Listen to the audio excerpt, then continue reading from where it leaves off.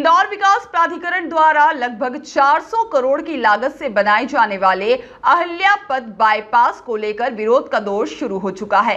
इंदौर शहर के नए बाईपास की इस योजना में करीब 2500 परिवार प्रभावित हो रहे हैं, जिन्होंने क्षेत्रीय विधायक और प्रदेश के कैबिनेट मंत्री तुलसी सिलावट के सामने जमीन पर बैठकर प्रदर्शन किया। इस दौरान मंत्री सिलावट ने कहा कि इस योजना से आम जनता का कोई नुकसान नहीं होने देंगे। इस योजना की प्लानिंग को लेकर सरकार से बात की जाएगी। उज्जैन रोड के ग्राम रेवती से शुरू होकर धार रोड के रिंजलाई तक बनाए जाने वाले इंदौर शहर के नए बाईपास को इंदौर विकास प्राधिकरण ने स्वीकृति के लिए शासन के पास भेजा था, जिसे मंजूरी मिल गई है। वहीं मंजूरी के साथ ही विरोध का दौर भी शुरू हो चुका है।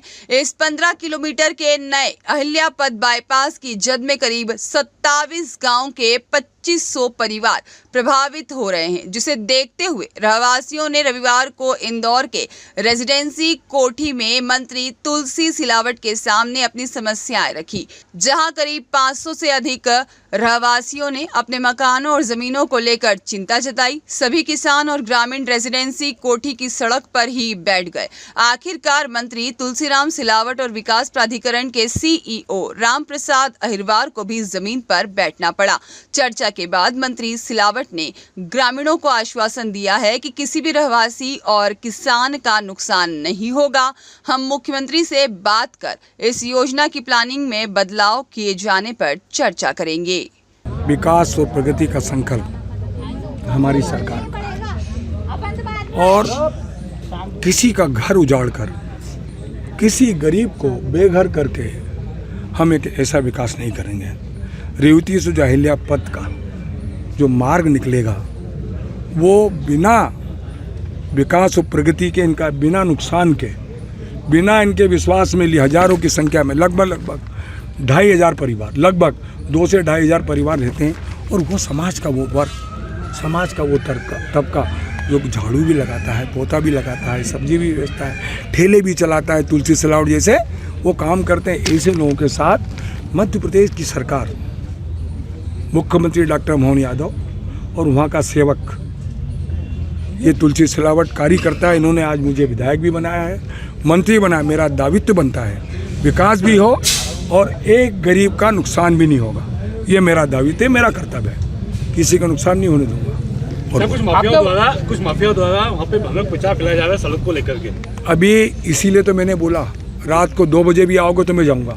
किसी के भ्रम में कुछ लोग योजनाबद्ध तरीके से हमारी सरकार को, गरीबों को बहकाने का प्रयास कर रहे हैं। ऐसे लोगों पर मैं कड़ी कार्रवाई भी कराऊंगा और ऐसे लोग जो मेरे गरीब हैं इनको बहकाने का काम करेगा, उससे तुलसी सिलावट बात करेगा और निपटेगा। आपने वादा भी करा उनको कि ऐसी कोई कार्रवाई नहीं। तो ये मैंने बोला ना, ये तुलसी सिलावट का संकल्प है, एक इनके सेवक का संकल्प है, इनके कार्यकर्ता का सेवक है।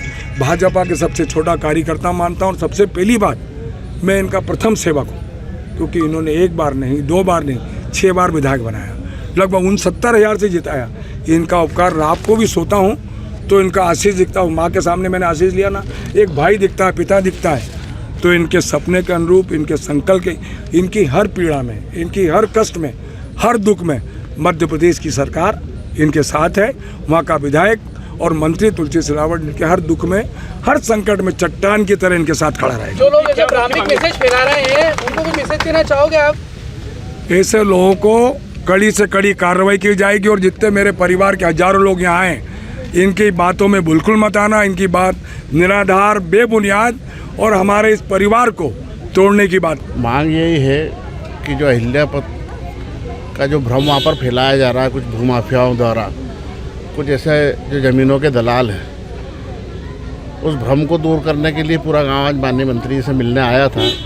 और माननीय मंत्री जी ने आश्वस्त भी किया कि जो लेआउट प्लान में अगर कोई गलती भी होगी तो 2008 का माननीय IDSCO साहब ने बताया है कि वो 2008 का है, तो उसमें जो त्रुटियाँ होंगी वो जनता के साथ बैठ के, वहाँ का जनप्रतिनिधि होगा उनके साथ बैठ के, माननीय विधायक जी खुद बैठेंगे, उसमें IDA के जितने अधिकारी हैं, कलेक्टर महोदय हैं, जो भी संबंधित अधिकारी रहेंगे उनके साथ बैठ के और जनता के साथ बैठ के माननीय मंत्री जी उस चीज़ को हल करेंगे और निराकरण ये रहेगा। उन्होंने पूर्ण रूप से आश्वस्त करा है पूरे गांव को, जनता को, जो 2500 मकानों को लेकर आज यहाँ पर चर्चा हुई, कि किसी प्रकार की भी किसी मकान की ईंट नहीं हिलने दूंगा।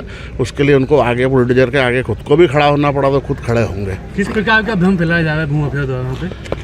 वहाँ पर यह है कि जिन किसानों ने मकान बनाए हैं अपनी ज़मीनें बेच के, तो वो मकान कम से कम 2-2, 3-3 मंजिला है।